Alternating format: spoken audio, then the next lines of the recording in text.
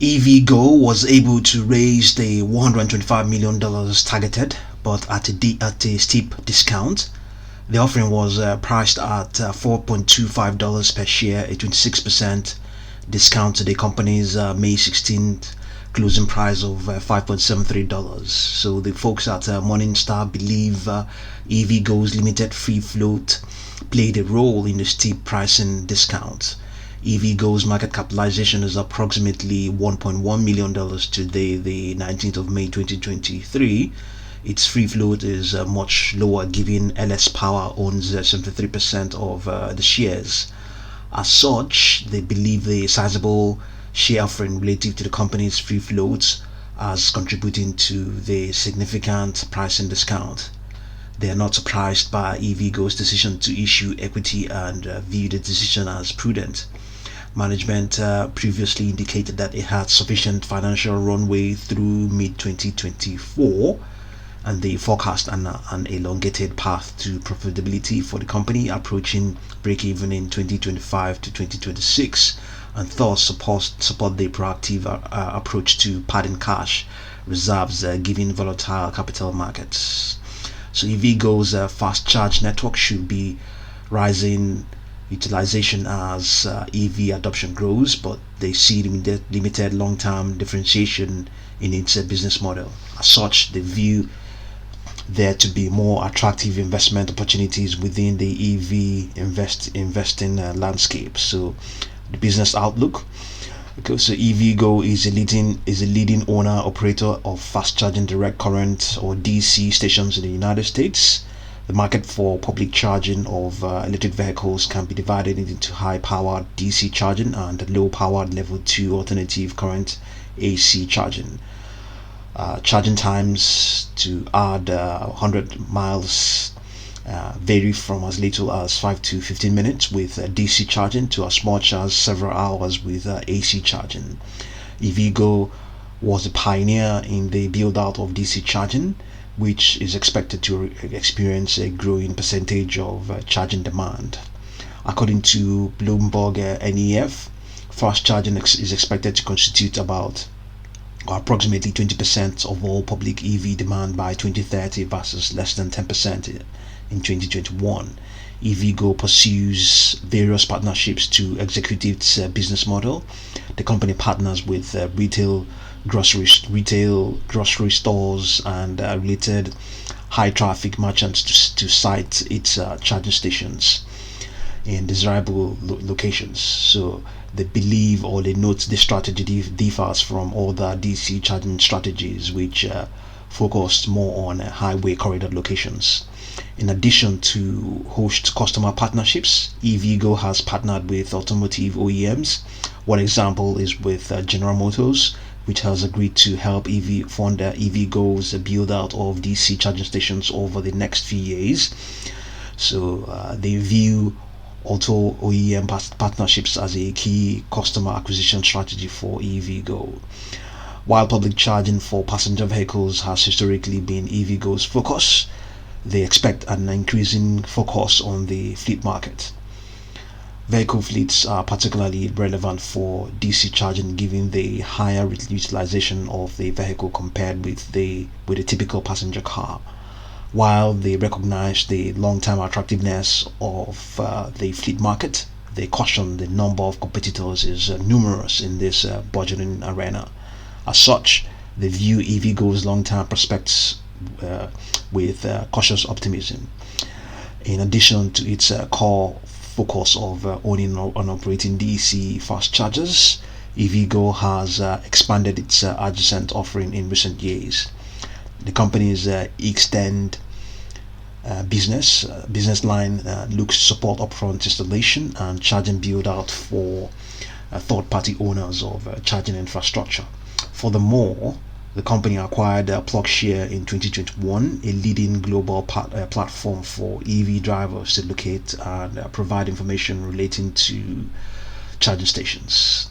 So this is what the bulls are saying about EVgo. So they think they know or agree that it is a leading asset owner of fast charging stations, which are expected to grow faster than slower charging stations. So government subsidies can help fund a material portion of a typical EV charging station's capital expenditure.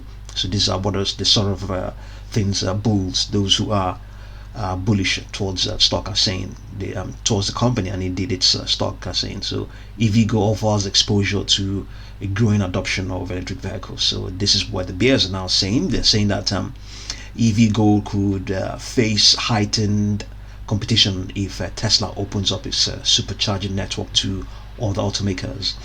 EVgo's long-term success will depend on its ability to successfully grow in the fleet market, where it has limited experience. As an asset owner, EVgo faces risk from sudden changes in technology, rendering its assets obsolete. So economic moat for EVgo. So the folks at Morningstar do not believe EVgo possesses an economic moat. An economic moat is any advantage it has that it has that, especially as concerning its business, technology, and all that stuff.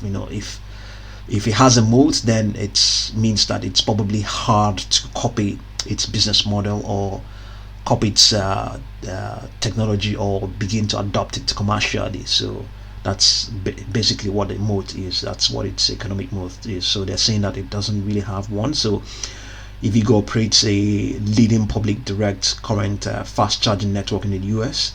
Its business model consists of partnering with merchants in high traffic areas in order to deploy EVgo owned charging stations. In contrast to slower charging of alternating current stations, fast charging DC brings the potential for much higher throughput. For example, a typical AC charger, 22 kilowatts, would take 90 minutes to add 100 miles, while a DC charger, 150 kilowatts, only takes up around 13 minutes. In contrast to refueling an internal combustion vehicle, they expect different consumer behavior with refueling electric vehicles. It is expected most charging, roughly 60 to 80%, will be done at home, as the average EV battery range is sufficient for most daily commutes and driving habits. AC charging is becoming increasingly prevalent for around town shopping, and DC fast chargers are being prioritized for long distance road trip to allow quick recharging. The high prevalence of home charging is important for public charge and networks such as EVgo, because it will likely limit utilization and pricing power of such assets. Further, charging at home is likely to have a significant cost advantage to the consumer relative to charging at a public charging station. This is due to the lack of an intermediary, but also the fact that most home charging can be done overnight when electricity demand and pricing are low. For public charging networks such as EVgo, the competitive dynamics will more closely mirror today's gas stations. In their view, drivers will prioritize convenience and, to a lesser extent, price when refueling their EV. They expect, as charging station proliferation grows and price transparency increases, there to be limited competitive differentiation between charging options, limiting price power of charging asset owners. In addition, the willingness of auto OEMs to build DC charging as a cost center for sales of EV models limits the competitive power of the likes of EVgo. The most striking example is of Tesla's Supercharging network, which dominates DC charging in the US. Per alternative fuels data center, as of May 2022, Tesla comprised nearly 60% of all DC charging ports in the US. Volkswagen's Electrify America, established out of its Dieselgate settlement, had the second most ports, with EVgo in third. Okay, while they believe EVgo could be in a position to partner with auto OEMs less willing to directly fund DC charging infrastructure, such as EVgo's partnership with General Motors, they also like to see further partnerships prior to having higher confidence in EVgo's moat. So the value and price drivers. So the fair value estimate of the stock is $4 per share, and they model a 10-year forecast window with an implied terminal EV EBITDA multiple of 7.8 times. The key drivers of their forecast include the market size, EVgo's market share, revenue per kilowatt hour, and gross margins. So they expect EVgo to achieve a long-term market share in the low teens of overall DC charging. They believe key factors to watch are sales of non-Tesla vehicles, given Tesla owners tend to charge at Tesla Superchargers, and EVgo's successes in penetrating the fleet market. So they expect revenue on a per kilowatt to decline long term from robust levels today. They think this is likely as the market matures and price transparency improves. In addition, they are more conservative on long-term gross margins than the company's forecast. They expect long-term gross margins in the 30% range when excluding regulatory credits. Regulatory credits such as California's low carbon fuel standard are material to their valuation, given these are essentially 100% margin.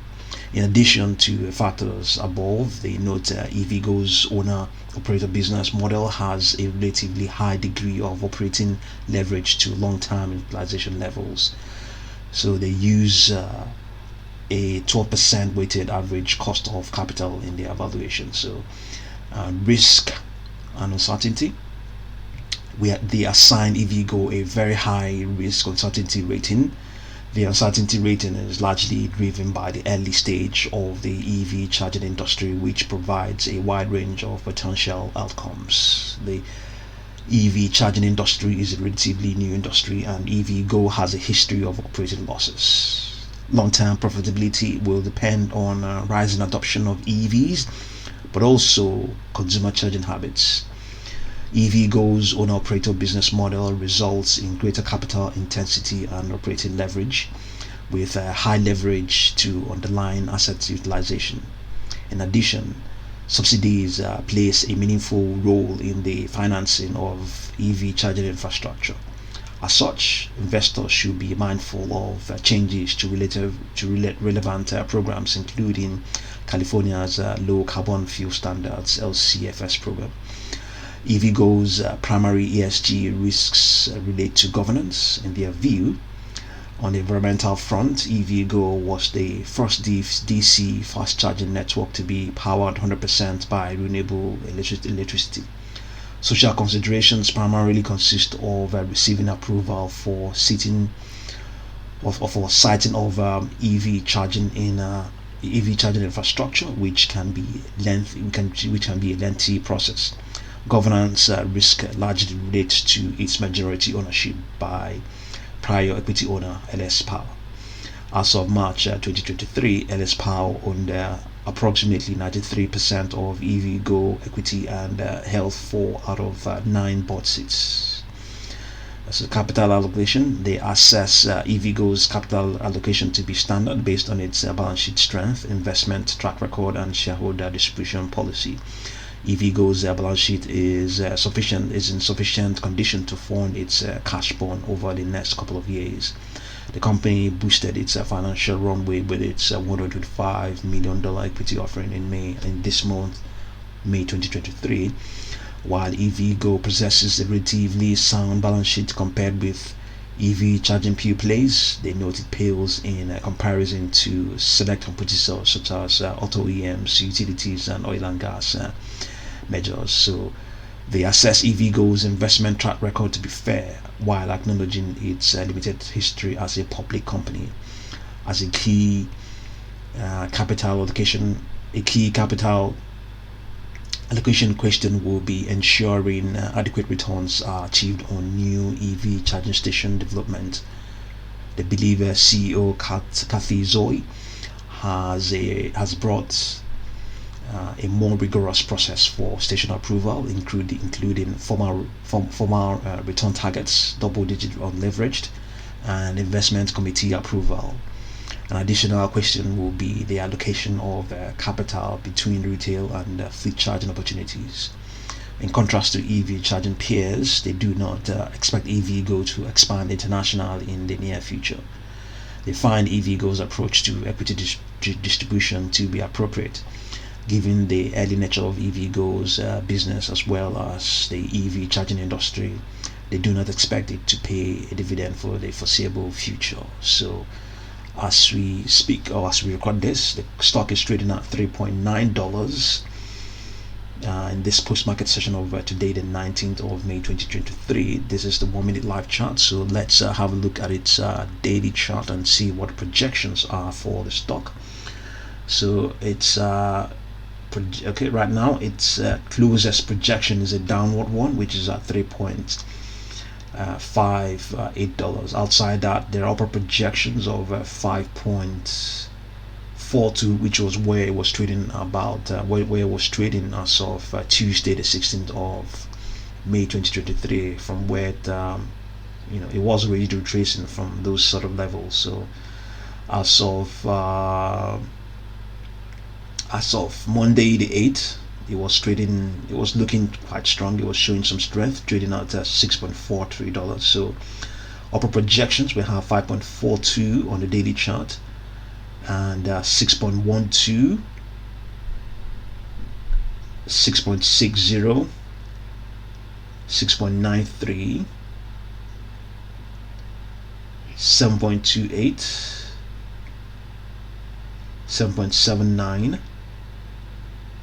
8.42, and 10.29. All of these, some of them look really ambitious. So let's have a look at the weekly chart and see. There's a 1-week chart, so you can see it has it's a couple of projections. It's not it's just very much close by to a $3.27 projection. Outside that, there's an upper projection of $8.2 and a downward projection of $0.2666. Then indeed there are also very ambitious ones, $20.86. So let's return again to the daily chart and see what projection is there.